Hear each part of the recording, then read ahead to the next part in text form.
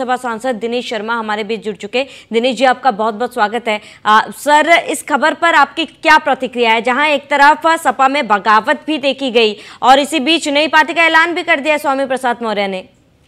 नहीं, मुझको लगता है कि ये समाजवादी पार्टी और कांग्रेस की मिलीजुली चाल है और वो अपने खास व्यक्ति के माध्यम से जो सनातन संस्कृत है, हिंदू धर्म है, भाजपा है, उसको गाली देने का एक नया प्रयोग कर रहे हैं। और इस प्रकार जो भी हो, उन्होंने पूरा मौका उनको दिया कि वो जितना भी शब्द कह सकें पार्टी को कहें। जब उनको लगा कि शायद उनके फोरम से कहने पे ज्यादा वो हो रहा है, तो उन्होंने एक नया फोरम बना लिया है। तो मैं नहीं समझता हूं कि इसमें कोई बहुत बड़ा नया चमत्कार होने वाला है। ये कुछ लोग हैं जो भारतीय संस्कृत को, हिंदुत्व को गाली देने में अपनी खूबी समझते हैं। तो मैं नहीं मानता कि ये कोई बहुत बड़ा निर्णय है। पार्टी बनाना सभी का अधिकार है, लेकिन पार्टी बना के गाली देना ये भारतीय संविधान में अधिकार किसी को नहीं है। और मैं समझता हूँ ये सपा की और कांग्रेस की बी टीम के रूप में काम करेंगे, जैसे डीएमके उनकी बी टीम के रूप में काम कर रही है।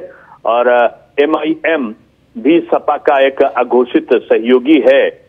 तो ये अपने अलग अलग सहयोगी पैदा कर रहे हैं मोदी जी को और बीजेपी को कोसने के लिए, उनको अपशब्द कहने के लिए और हिंदुत्व को बदनाम करने के लिए।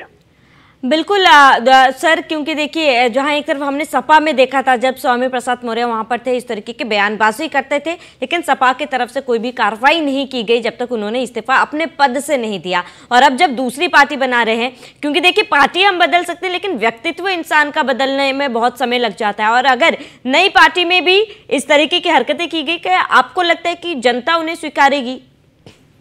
नहीं, जनता के स्वीकारने के लिए गए ही नहीं है। वो तो केवल बीजेपी को के खिलाफ एक माहौल पैदा करके और बीजेपी के वोट काटने का प्रयत्न करें, समाज का विग्रह पैदा करने के लिए सपा ने उनको अलग किया है। और जिससे समाज का विग्रह हो और बीजेपी को कहीं ना कहीं, बीजेपी को या जो श्री राम जन्मभूमि मंदिर बनने के बाद में जो लोगों के मन में राष्ट्रीयता की भावना हुई है, उससे कोई असर पड़े, इसके लिए इस प्रकार किया है।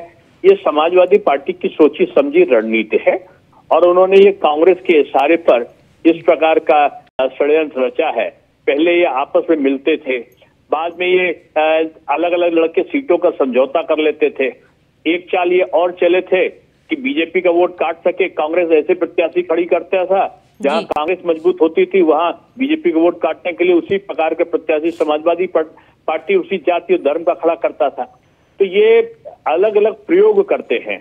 अब इन्होंने इसके रूप में जब देखा कि अति पिछड़ा, दलित, ये सब भाजपा की तरफ है, तो एक ऐसा वर्ग खड़ा कर दो जिससे बीजेपी के वोट बैंक में सेंध लगे। और बीजेपी के वोट में अब सेंध बैंक नहीं लग सकता, क्योंकि अब ये रामराज्य की तरफ भारतीय जो राजनीति है वो बढ़ रही है। और मैं समझता हूँ कि एक भारत की राजनीति में तीसरी बार लगातार जब मोदी जी जाएंगे, तो एक ऐसा बदलाव है जो पूरे विश्व को संदेश देने वाला है। बिल्कुल बिल्कुल सर, आपका जुड़ने के लिए बहुत बहुत शुक्रिया।